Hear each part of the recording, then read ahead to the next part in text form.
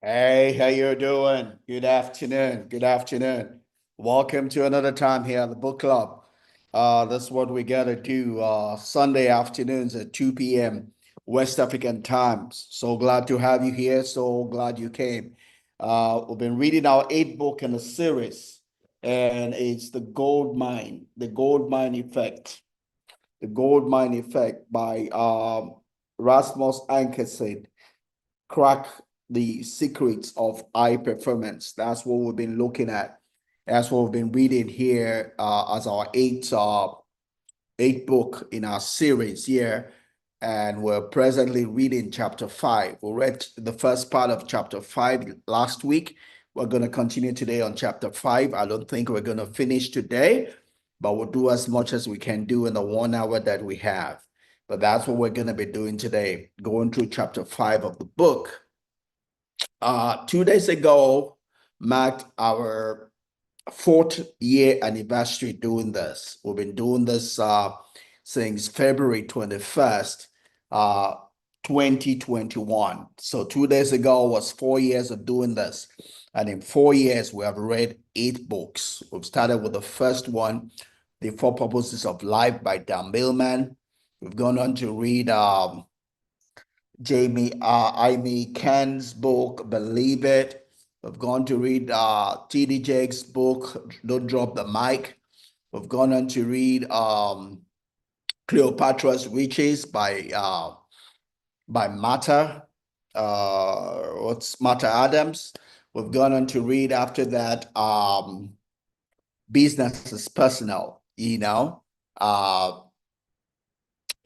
after that, we've gone in to read The Good Life, And after that, we've read The Amen Effect. And here we are reading the Gold Mine Effect, how to crack the secrets of high performance. That's what we're doing here. So we're in our eighth book here at our fourth year anniversary.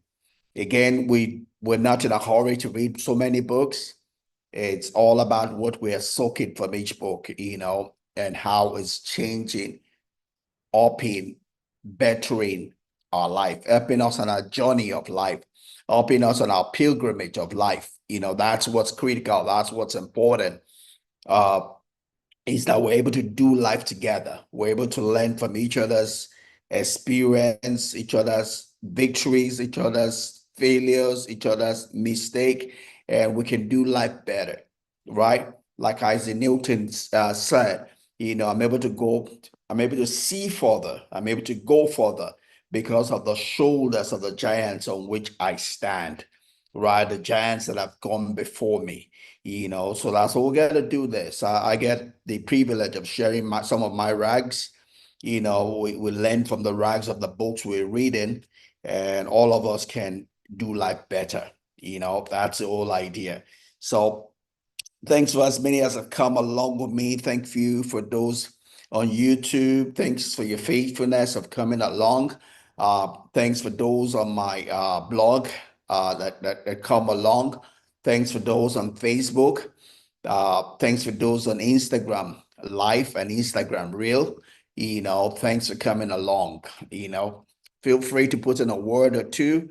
There's something that interests you, something you think you can add to what we're sharing, or something you don't understand, and I'll be more than delighted to reply you. So this is not a pour it down. This is supposed to be interactive and holding a beat to bless one another. That's the whole idea of doing this. All right. So we spent some time here introducing chapter 5, talking about mindset. Now, I love the mind. I love studying the mind. I love psychoanalysis. I love it. I love Carl Jung. I love Sigmund Freud, and I love a lot of psychologists I get to read and learn, about and from, because I'm all about knowing the mind. I'm all about knowing the mind. Having been one that has been in depression 2 times, total of 4 years, you can imagine how important the mind is to me, so I can teach from my own personal experience. And as I learn more, I get to understand myself more, understand my time through hell, understand how to not to go back to hell, understand how to help people from being or going where I went to, and we can all do life better together. So that's why I love the mind, because it is God's greatest gift to us. It's the gift by which we dominate.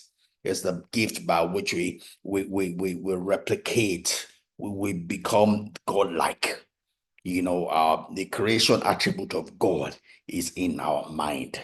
Is in our mind, our ability to imagine, our ability to conceptualize something that has not been before.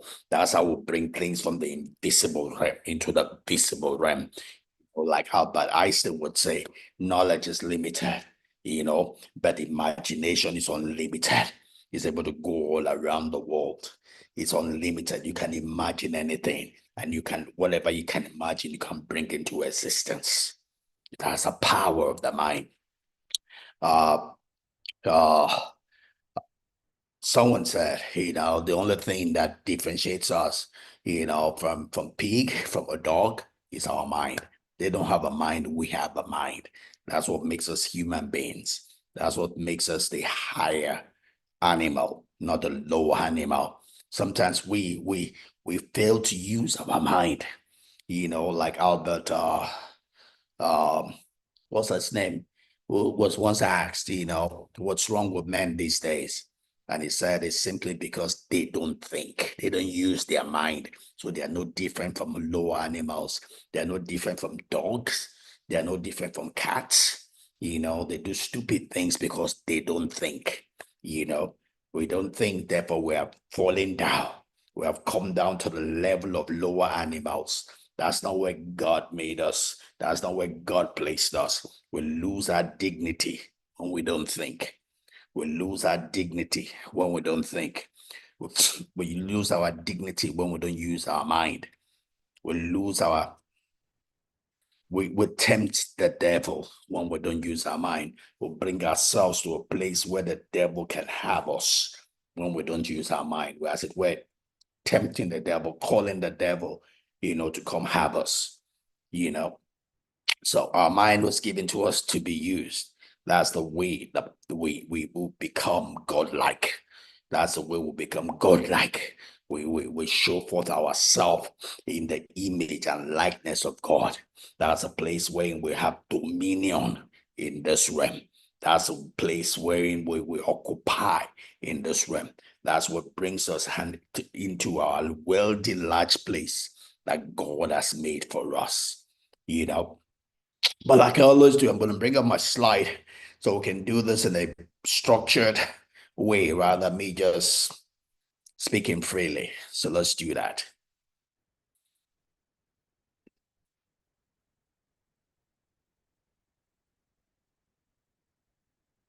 Alrighty. So we started last week in this, so we're gonna continue this week. And all right. So we did say this quote is the one that runs through the whole chapter 5, and it's a quote by one of the golf coaches, and he says talent tends to get in the way of itself. And the word talent there can be replaced by several things, that we seem to uh, take for granted, that blinds us. The word talent there can be replaced with certificates, the course that you read, the degree that you came up with, the family you were born in, where you stay, your parents, your connections, where you work. They can seem to get in the way of themselves because you then take life for granted. You assume that they or their own will make you succeed in life. Nothing can make you succeed without you. Nothing can make you succeed without you. You are the master of your life. You are the captain of your soul. You are the captain of your soul. You are the master of your fate. You're the master of your life. Nothing can make you succeed without you. That talent can also represent your pastor. It can represent the church that you go to. You take it for granted because I go to that church, I will succeed. Because this is my pastor, I will succeed. Someone has fooled you. Someone is using you. Someone has bewitched you. Someone is taking you for granted. Someone has imprisoned you.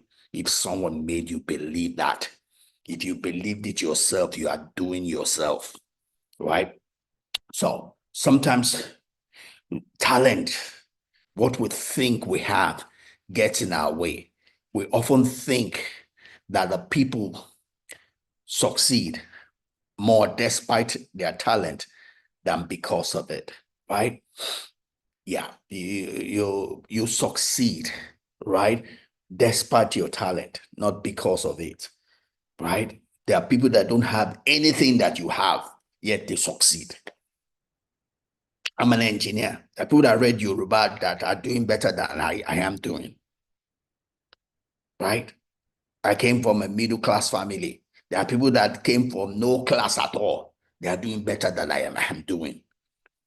Because none of these are the reason why you succeed. If there's only one reason you succeed, is you. It's you. It's the person you see in the mirror. You are the chief ingredient of your own success. Take you out of the equation, nothing else can make you succeed. Put you in the picture, you practically don't really need any other thing to succeed. You are sufficient in your success. Your coming to life will attract everything that you need to succeed. Even you will come to life, even you will wake up. Someone says we are half awake, right? We only use 10% of that which is available to us. When you are awake, you use more of that which is available to you. You are the reason for your success or failure, not any other thing. If you're going to succeed, it's you. If you're going to fail, it's you, not your talent, not your degree, not the country you stay in. It's you. And that's what we'll continue sharing today. All right. So we did go through this last week. We said talent, degree, intelligence alone isn't enough, right? Your intelligence is not enough, right? Your degree is not enough. The church you go to is not enough. Your pastor is not enough. The place you work is not enough. You need to actively work on improving your abilities through practice to reach your full potential. You need to be involved in the affairs of your life. Jim Rohn will put it this way. He said, you need to work harder on yourself than you work on your job. Work harder on yourself than you work on your job. Work on yourself to become a more valuable person. Increase the value that you can produce out of yourself. Exercise yourself. Exercise yourself. Develop yourself. Grow yourself. That is what will bring about your success or the lack thereof. Right? A performance environment should not be designed for comfort. If you want people to do well, don't give them too much comfort. Don't, otherwise, then the spirit of ease will take over. Right? If you want to perform, you have to push yourself. You have to exercise effort. You have to take risk, albeit educated risk, right? Right?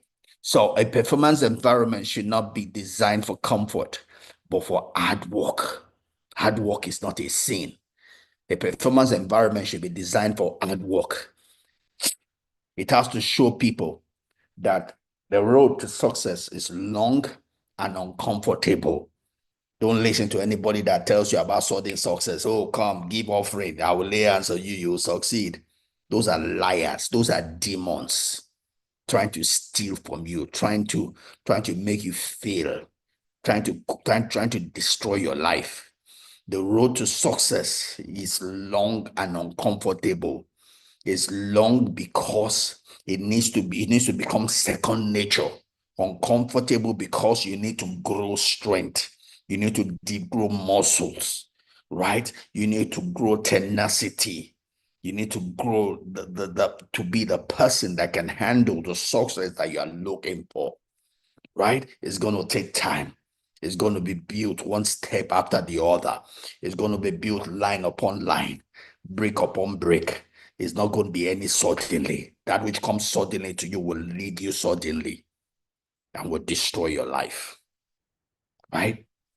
So a performer must not feel too comfortable, right? It must not feel too comfortable. It must not, um, be too relaxed is the word. There's nothing wrong with comfort if you use comfort, but if comfort uses you, it will destroy your life.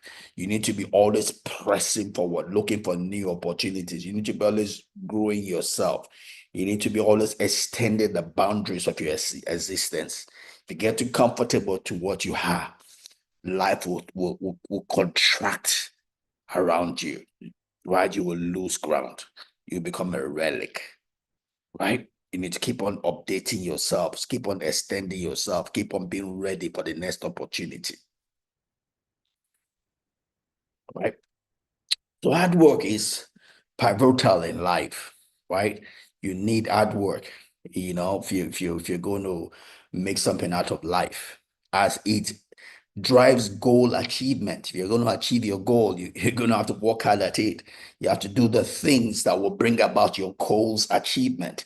Life is input, output. What you get out of life is what you put into life. Your reward are proportional to the service you render. What you get out of life is proportional to the service you render. It is cause and effect. You want the effect, do the cause. You want the harvest, do the sowing. You want the return, do the investing, right? So hard work is pivotal in life as it drives goal achievement, right? Fosters skill development, builds character, creates opportunities, enhances self-efficacy, and facilitates long-term success and contributes to personal fulfillment, right? All of that comes from hard work, right? Me preparing today, I've had to read uh, a book. The chapter 5 is written, it has a lot from this book, right? This book, Mindset, by Dr. Carol S. Dweck. Right, I was thinking it's going to be one of the books we'll read later on, but as I read chapter 5 of the present book we're reading is based on this, is built around this, right? So chapter 5 is built around this book. So I've done a fast reading. I've read in fast reading, I've read 5 chapters already out of the book, right? I've had to read it to help me prepare, because it ties it into chapter 5 that we're reading. That doesn't come easy. That doesn't come easy. I had to press myself to do it. I have to extend myself to do it. I could as well sit back and say, well, don't worry about that. Let's just stay with what we have. But I needed to increase the value of our time together. I needed to increase the content that we'll be sharing. So I took the extra effort out of my comfort zone to read as much of the book that I could. I'd read summaries, before online, but since I had the book anyway, I've done the best to read it. I've got more than half of the book already, you know just to be able to prepare for chapter 5. But that is what life is, right? Life is not eke sera. You have to invest to be able to sow. If you want returns, you have to invest, right? You have to do the costs that will bring about the effects that you want out of life, right? What you want is not just going to be thrown on your laps. You have to demand for it. You don't get out of life what you wish for. You don't get out of life what you wish for. You get out of life what you demand for. you demand for by doing the things that bring about that thing. Don't just sit down in your comfort zone and say, yeah, I wish. No, you gotta do what it takes to get it to come your way. You gotta invest. You gotta sow, right? You gotta give the service so that that reward can be yours, right? So when people are celebrated exclusively for their natural talent, people are celebrated for their profession is an engineer. People are celebrated for the church they go to. Oh, powerful church, powerful pastor. People are celebrated for the course they read, the degree they came out. Oh, intelligent. Oh, read engineering, doctor. Oh, made first class, second class. You know, if they are celebrated for that and not their commitment, an application they begin to define themselves by the talent description, right? And when time gets tough and that self-image is threatened, they have difficulty dealing with the consequence to the point that they would rather lie than be exposed as untalented. I mean, whatever it is you're basing yourself on, it can be improved. You can get better. You can become a better engineer, right? Your story is not ended yet. Wherever you find yourself right now, you can get better, you can get worse, because everything is in a state of flux. Everything is changing. You decide the direction of change. It's not guaranteed that it's better. It can get worse. When I was in depression, I thought I was at the bottom already and things couldn't get any worse. They did. They did. And they kept continue getting worse. So I had to wake up to stop doing the things that's making them get worse. Because the bottom I thought I was at was not the bottom. At the bottom, there were more bottoms. Same way going up. No matter how high you are, no matter how fulfilled you are, no matter how accomplished you are, you can get better. If you're a millionaire, you can become a billionaire. Okay, if you're a billionaire, you can become a trillionaire. If you're a trillionaire, you can become a zillionaire. Things can always get better, just as they can get worse. But that decision is yours. You have to wake up to the fact that life moves forward because of you, not what you have. It's what you do with what's in your hands that determine the trajectory of your life. Not what you have in your hands. It's what you do with what is in your hands that determines the trajectory of your life. Right? So much of what we may be preventing Much of what may be preventing you from fulfilling your potential grows out of your mindset, which is what we're talking about. And our mindset is simply our belief of ourselves, the way what we believe about ourselves. That's all. Just like it says, the setting of our mind, the believing of our mind, the disposition of our mind, right? What we believe about ourselves, that determines the trajectory of our life and thus our destiny, right? So the view you adopt for yourself profoundly affects the way you lead your life.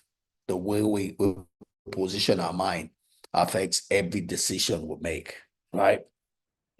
So, and really, the base one here is what we call a fixed mindset or a learned helplessness, right? When we depend on what's in our hands rather than ourselves, we come to a place of a fixed mindset. We suppose that everything is static. Things are not in a state of flux. That what we see is all there is. What we lay hold of is all there is. There's more to life than we can see. There's more to life than we can presently lay hold of. And it can be ours, and it can work for us, not against us. It can work for us, right? It all depends on the way we apply ourselves with what is in our hands, with what we're connected, who we're connected to, who we're connected with. That is what determines the trajectory of our life and towards our destination. But in a fixed mindset, you just assume, okay, Sarah, whatsoever will be. It's already said, I can't influence it. Another word that comes here is your what we call the LOC, the place where your control is. For someone that is fixed-minded, their control, locus of control, it's outside of them. They figure that they cannot determine their own destiny, that everything that determines their destiny is outside of them, not inside of them. Someone that is the opposite of a fixed mindset. It's a growth mindset. It's someone who believes that the control of his life, his or her life, is within. He can make a difference in the way his life turns out. It's not what he has or what he has been given, but what he or she does with what he has and what she has been given, right? That's important, but for a fixed mindset, you assume that you can make a difference, that everything concerning your life, that decision has been made outside of you. You assume that your destiny is dependent on your pastor, the church you go to, the family you were born to, the country you were born in. So those are the things you're always chasing after. Oh, pastor, pray for me. Oh, pastor, pray for me. Oh, our church is doing that. Hey, you don't have time for yourself. You are chasing shadows up and down. Our church is doing that. Our church is going there. Oh, if I don't go to America, I won't succeed. If I go to UK, I won't succeed. Oh, people are not succeeding in Nigeria. Oh, the government does not change, I won't succeed. Oh, it is Tinubu, it is that.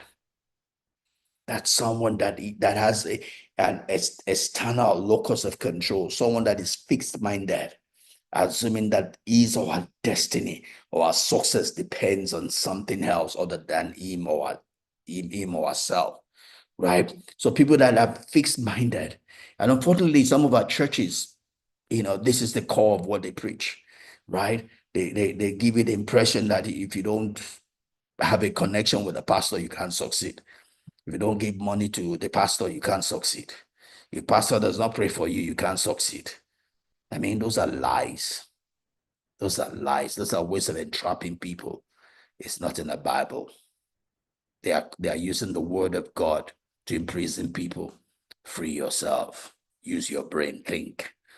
Right? Don't be conned. Right?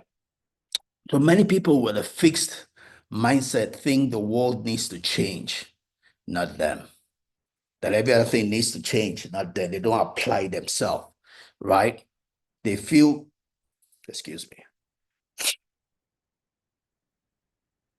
me, they feel entitled to something better, right? They feel entitled to something better, not that they need to do something to get it. Oh, I'm supposed to be number one. I'm supposed to have that good job. I'm supposed to have that promotion. I've been here for the last 20 years. I should be the one that is supervisor. Oh, no, nothing is automatic, right? They feel entitled to something better, a better job, a better house, a better spouse. The world should recognize their special qualities and treat them accordingly. Yeah, I'm a Christian. Also, I should have the best car. I should live in the best house. Oh, I read engineering. So those are deceptions. Unfortunately, some people help in that deceiving people, right? You need to deliver yourself from that. Life is not about entitlement. Life is about it's about cause and effect. It's about giving. Jesus says, "Give and you shall be given." It's about sowing and reaping.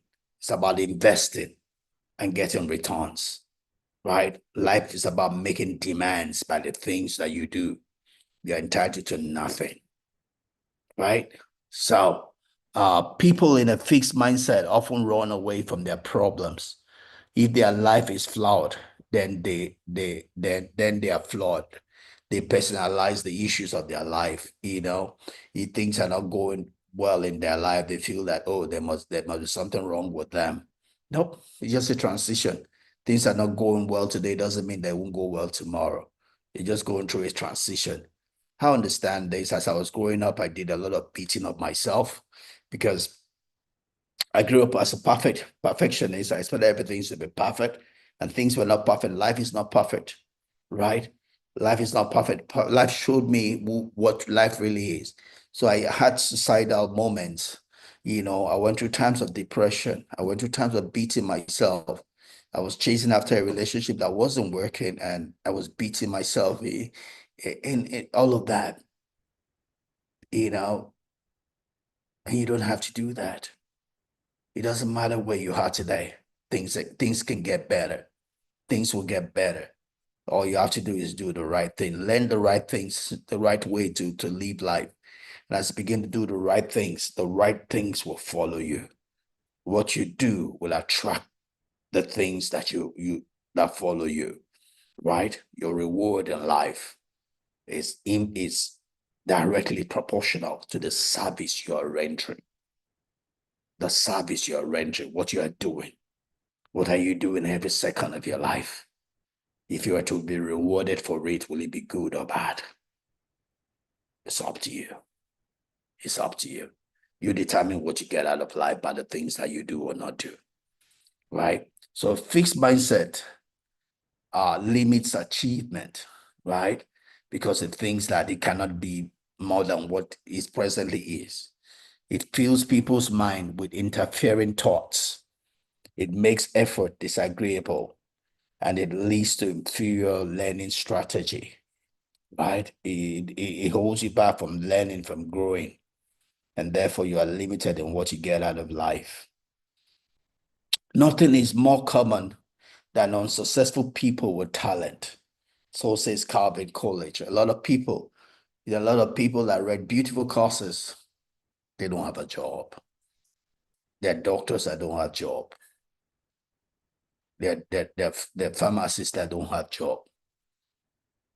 There are lawyers that don't have cases, they don't have job. It's not your degree. You made a first class doesn't mean that every door will open to you. It's not your first class. It's what you do with it. It's what you do with it. It's not what is in your hands. It's what you do with it. It's not what you've been given. It's what you do with it. Right? That's what's going to make a difference for you. That's what's going to make you a success in life. Do something with what's in your hands. Don't expect it to do of its own accord. You can grow. You can learn how to use what you have in your hands better and get a better results from it. And it doesn't matter what it is that's in your hands. You can make a success with what's in your hands. You can grow, you can get better with it. So with success comes a major problem, keeping up the sense of urgency. Because when you succeed, you success could be your enemy. Because sometimes we succeed and we miss the reason why we succeed. We assume it's because of the pastor that prayed for us, the church we go to, the certificate we have, the degree that we have, who we are, the way we talk. We attribute it probably to we run the risk of attributing it to the wrong things. I've had a lot of uh high potential people in the workplace, they grow fast, and they reach the rooftop somewhere and they become discouraged, depressed, because they thought all the while that it was only their portion to be growing. And for once, they're not growing as fast as they used to grow, and they become depressed. Whereas they move further than a lot of other people that are still chasing them. It's the reality of life, right? And because you're not growing, moving in that place, doesn't mean that you can't grow. The rewards we get in life are both tangible and intangible, right? If you have used all the potential in one area, be innovative. That's why you have a mind. Think about what else you can do, how you can optimize what you now have. It's not working in this area. That should not be the end of your life. What else can you do with the time that you have, with the talent you have accumulated, with the experience you have garnered? How can you get better rewards in other ways since this one is slowed down? Think. Don't get discouraged. Don't be defeated by life. You're here to reign in life. You're here to win in life, not to be defeated by life, right? So with success comes a major problem, keeping up with a sense of urgency, needing to accomplish a bigger goal or sustain a high level of performance over time. Because comfort, success can give us a place of comfort and it could make us complacent. We might lose the fire that's on the inside that was burning when we're looking for success. And once more success, we think that's the end of it. No, the greatest success that you can accomplish, you can set a new goal, you can set a new dream and push for it. You can get better. For as long as we're here, we can learn, we can get better. You know, you can learn and you get better until we die. I love what what's his name now? He said even on his dying bed, I'm still learning. And that's what I want to be, even on my dying bed, and I'm still learning. I'm here at 58 and I'm still learning. I'm still reading books. I'm reading about 4 books at the same time right now. I'm still learning. I'm still growing. I'm going to retire here in 2 years' time. I'm still learning. I'm still growing. You know, that's the spirit I want to have. I don't want to get to a place where I feel I've arrived. Because when you feel you've arrived, then you get into a rut. A rut is a tombstone with both hands open. You die. It's a place of death. It's a place where there's no life. And that's not where you want to go or where you want to be. You know, the typical pattern is simple. Urgency leads to success. And success could lead to complacency if you don't get a hold of yourself, right? And that happens sometimes in generational wealth. You know, someone struggles to succeed, but your success provides comfort for your children, and they don't have that urgency to succeed themselves because they develop a sense of ease because of the comfort that your struggle has worked for them. And they might then not have the fire to succeed themselves, you know. So that's the way I think about my children. I think one of the disadvantage for them is because I am a success. So I provide comfort for them. So I have to be careful that that comfort does not kill them. Comfort is good, but it must not be one that will kill their own fire. They need to have their own fire for success. My success doesn't guarantee their success. They need to have their own fire. And rather than using my success as something to limit them, it should rather be an asset for them, something to give them their own fire to succeed in their own endeavor, right? So we have to be careful that our own success doesn't make us complacent or make our own children or words complacent. All right. So, but this circle needs to be broken, just like I said, urgency leads to success, and success needs to continually lead to urgency. You have to have that sense that it's not just success, but it's success, success, success, success, success, success, success till we leave this realm, right? So you have to keep the fire going. You have to keep the urgency going. You have to keep on setting a new goal for yourself, something to keep you, to make you, to keep you, to something you wake up to and something you go to bed with. That's the way I do. I go to bed working, I wake up working, because my goals are ever fresh before me. I'm always looking for a higher ground, higher ground, higher ground, in all that I do. So complacency snakes its way into organizations like a cancer, because if complacency is there, it can destroy the organization. The best way to combat complacency is to identify the symptoms in its infancy so that they are not allowed to develop into insoluble problems. Your success, once you see complacency, you need to deal with them, and the same thing we do with our little, our I want to say little, now it's our big company, our farm, where I keep that. I send an email out every week, and I keep people, focused on the reason why we're doing what we're doing. That's my job, to keep the fire. That's the job of a leader, to keep the fire burning in your team. Right? Alrighty. So there are four early symptoms of complacency we can see in an organization, in a person, and how to deal with them. As the next thing we discuss here. Number one, it says complacency can be seen when people are acting as if they are too big to fail. Scripturally, the Bible will say that either thinketh is stand, let him take heed lest he falls. If you think that you have got to a place where you can do no wrong, you're dead. Devil has got you. You're a candidate for hell, not heaven. Right? Don't get to a place where you think you can't fall, where you think you have arrived. Yeah, everything is done. No, you ain't arrive until you die. You have to keep working. You have to keep looking for another mountain.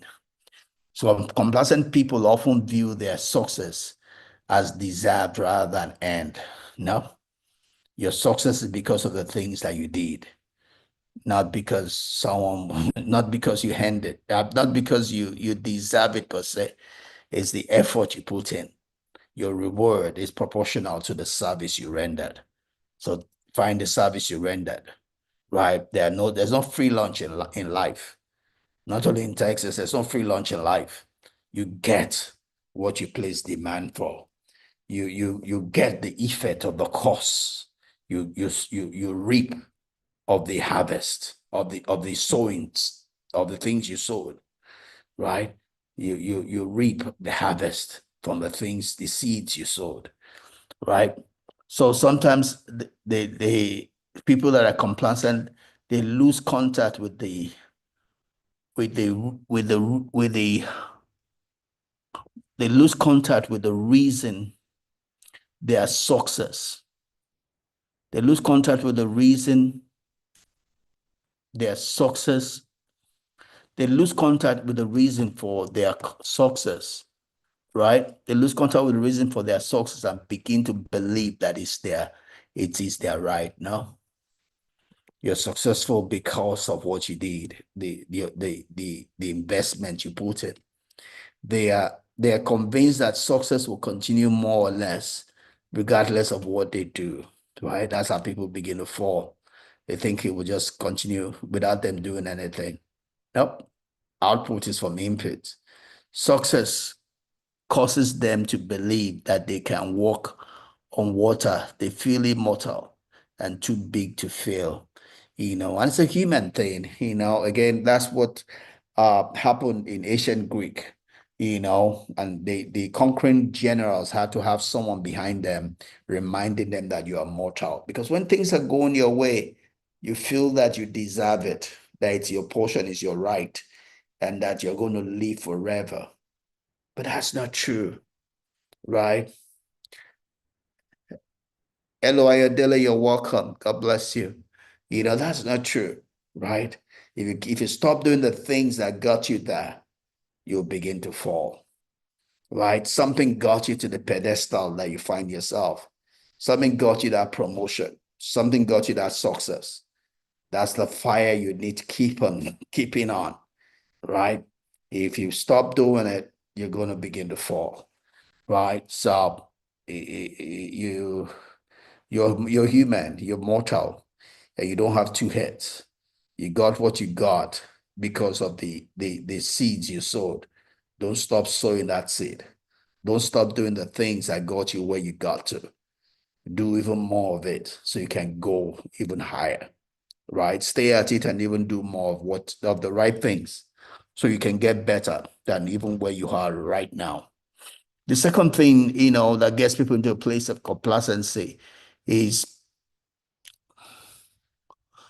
people looking out of the window before looking in the mirror, right? You don't see it, you lose sight of who you are, right? You You have a false self-image of yourself. If a false image of yourself, and I've seen that, um, easy one, in the office. You have people that because they have, all right, my boss, I'm not going to mention name, we joined the company at the same time, right? And everything was okay until that person became a supervisor. That you see yourself larger than life. That's a shame. Right? See yourself larger than life. That's a shame. Right? Whatever position you have is temporal. It's temporal. Right? So don't let your ego go too far ahead of you. Right? Because everything is in a state of flux. Right? And so complacent people look in the mirror, taking credit for themselves when things go well, and look out of the window to blame other factors when things don't go right. Right. So they're quick to blame every other person but themselves. If you want to grow, you have to take responsibility. The buck stops on your table. As far as the issues of your life are going, the buck stops on your table. Right? You are the reason for where you are. You are the reason for where you're going to be. It's nobody, not your pastor, not your church, right? Like I emphasized last week and I emphasize again, you know, uh, everybody is self-made. That doesn't mean that people did not contribute to their lives, but the final wholeness of who you are is you. So people are so quick to want to take part of your success. It's because of me you succeed. I was a part of your success. But they don't do that for someone that failed. Because it is true that they were part of someone's success, they were also a part of someone's failure. But they're not too quick to say that concerning failure. Everybody wants to associate with success. The truth is because they are not really the reason for the success. You are the reason for your own success. Because it doesn't matter what anybody contributes to your life, you could decide not to take it. The final bus stop, the final door of what you did was you. You decided to listen. You decided to apply. You decided to bring yourself under whatsoever it is that worked for you, right? Keep doing the right thing. Keep doing the right thing. Don't get to a place where you throw away all the things you've learned, right? Keep on growing. What got you here is what's going to get you to the next place, though even in a better way, because you keep learning. We keep getting better every day. Right? So take responsibility for the issues of your life. Don't be too quick to blame other people. Why waste time proving over and over how great you are when you could be getting better? Why hide deficiencies instead of overcoming them? And why avoid challenge instead of looking at them as experience that will stretch you? So learn, grow, get better, have every reason for not being here because I grew up a shy person. I shouldn't be the one talking here. But you see, I've grown this part of my life. I've grown this part of my life. Even though I've grown being able to share with you, getting the fluency to do it also is a growth process. It's easier for me now because I've been doing it for this long, right? I've been preaching much longer, but talking about coming online to do this, we're 4 years as doing this as a book club. So you can imagine that I'm able to do this more fluent because of a time that's taken me doing it, right? I'm learning, I'm growing. I wasn't born this way. Keep on learning and growing. And I don't throw away the experience. I never come to a place where I take it for granted. I feel entitled that I was born. No, I wasn't born this way. I learned and I'm keeping on learning. And there's a whole lot better, I can still become much better at doing this than I presently am. And you can do the same thing in your life. Whatsoever it is that you want to do, you can get better at it. You can start and keep on getting better. You can learn, you can grow, and keep on getting better at whatever it is that you're doing, right? Don't easily give up. You can learn, you can grow, right? I give an example of my farm. I knew zero about farming when I started my farm. Yes, I knew about business processes, how to set up a business, how to run a business, but I knew zero about farming, right? So it was a growth potential for me. I've been doing that also for the last 4 years. I keep on getting better at doing it, better and better and better, right, at doing it. Today we're building our seventh and eighth greenhouse, right? We have 65 acres of farmland. We're building our brooding house here, and we should be rearing broiler chickens here in the next 2 months, you know. But we're learning, we're growing, we're learning, we're growing, and we keep on getting better at it. We don't give up easily, right? You don't, because there's one roadblock, you run away. I could have run away. First time I went out to see my farm, there were a lot of things that reason why I should have shut it down. But I had to be a disciple of my own teaching. I have to be an obedient person of what I'm saying here. I had to stretch myself. I have to be willing to learn, right? I have to believe in miracles, right? I have to there's a story how Nightingale talks about acres of diamond. You know, there was someone who spent all this money to buy land, looking for diamond. Bought land, did a lot of research, looking for diamond.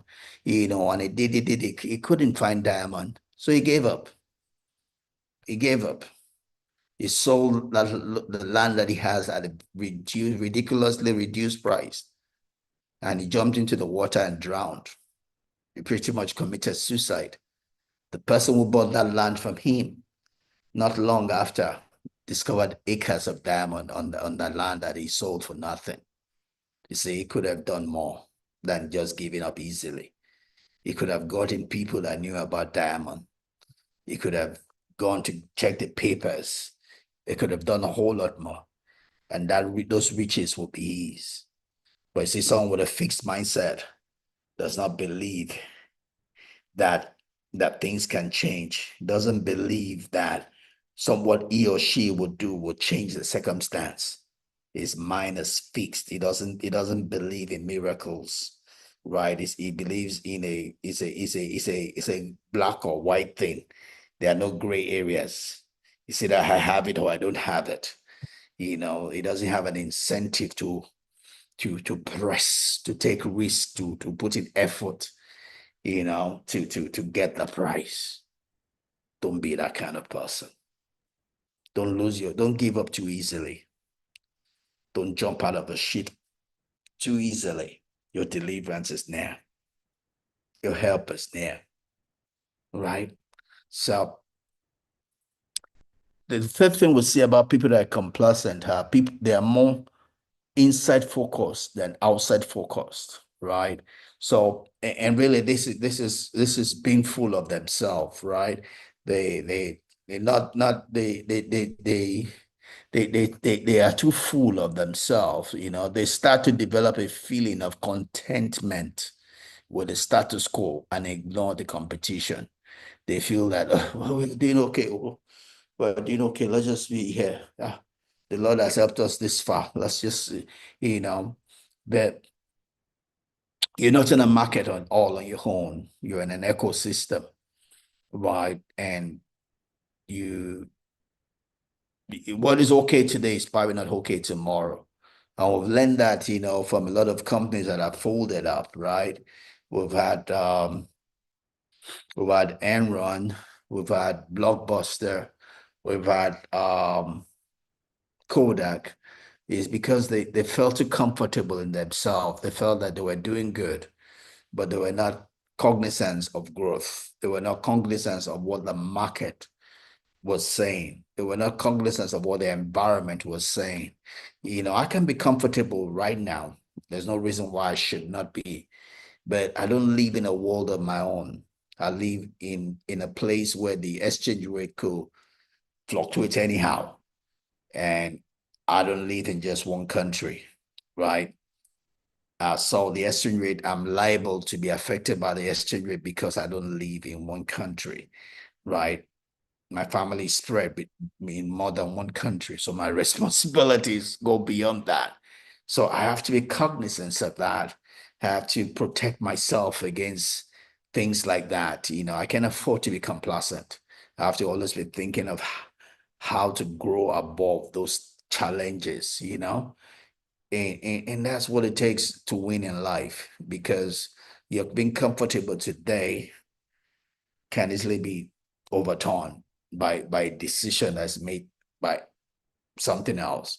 I was talking to a friend that took a early retirement package some years ago, but years after, the estate made mess of what our pension was. She had to go back to work. What was okay stopped being okay because of the exchange rate, right? But enough of that. So it becomes more important to feel good than to do well for such people. When you're just looking at the way you feel, you're looking at yourself, but you're not looking at the reality of the environment you find yourself in. You could miss it, right? And lose and lose, go down. You can deteriorate thinking you have arrived. The fourth type of the fourth symptom of someone who is complacent is someone who slips into an automatic pilot mode. You just feel that things will work on autopilot. You feel that uh, for a Christian, you just feel that you can be holy on autopilot. You have arrived to a extent that you can do anything and you just be holy. Your body will just be holy. Someone is deceiving you. There's no anointing that kills the flesh. You always have the flesh with you till you leave this life. You'll have a fallen nature which wants to do evil continually. No matter how anointed you are, you have the flesh which will always have a tendency to want to make you do evil. So that's what the Bible says, that he that thinketh is stand, let him take heed lest he falls. When you take the flesh for granted, it will kill you before you know. And just apart from the flesh, there are other tendencies in our life where you think that, when you go on autopilot, you stop thinking. That's a problem. I do exercise here 3 times a week, and I go to a point where I stop thinking because everything is routine, regimented. But I found I wasn't getting the benefit when I stopped thinking. So I had to bring my mind back to what I did. I wasn't just lost in the habit. I had to bring my mind back to get the full benefit of my time doing exercise, right? And my time doing exercise also is my thinking time. I use that opportunity to think because I'm all alone, doing the exercise, doing my works and my routines. But I use the opportunity to go over my life, to think about the things that I do, as much as I also use the opportunity to listen to messages, right? I've had a good time listening to Jim Rohn in December. In January here, I spent time listening to Les Brown. On February here, I'm listening to Hell Nightingale. It's been a great time. And in March here, I'm going to be listening to what's his name? Napoleon Hill, Napoleon Hill here come March here, but I use those times get to develop my mind, to build my mind, I make sure my mind is productive. My mind is productive. When you're complacent, your mind stops being productive. That's the beginning of your fall, right? Never get to a place where your mind is not productive, you know. So when people get too comfortable, they often become less vigilant. They stop foraging for new learning and lose their edge, right? Don't lose your edge. That's what got you here. That's what's going to take you home, and keep you building, right? So the fourth one is all right, sleep one. The instant you no longer critically evaluate what you do, your experience, however extensive, becomes useless, right? You have to keep your mind productive.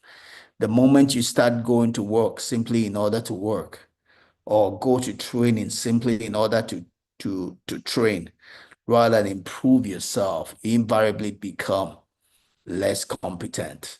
So no matter what you do, no matter where you find yourself, let your mind be productive. It's important that you keep your mind productive. That is very important that you keep your mind productive. Otherwise, you're gonna not get the full value of what you're doing. All right. Well, the hour mark, and I'm gonna have to stop at this point.